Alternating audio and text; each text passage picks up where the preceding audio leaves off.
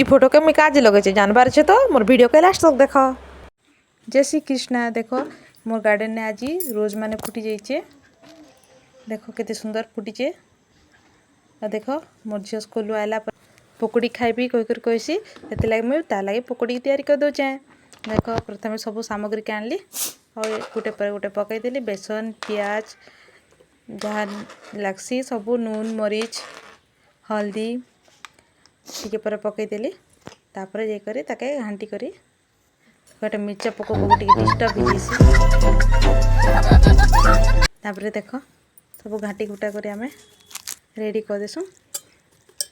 तापर जाकर इटा मोर फास्ट वीडियो है। जदि आपण मन के भल लागला बेले ये वीडियो टे लाइक आउ शेयर कर देबे। तापर पकोड़ी बनावा के लागलु। तापर पकोड़ीटा रेडी हो गला परे तापर मोर झील खाइबी होतीसी लाइक फटाफट पकोड़ी टिके रेडी कर देसी। तापर देख पकोड़ीटा रखीदेली मोर झील बेटी कर नौचे। देख आज वीडियो एतकी ने बाय बाय।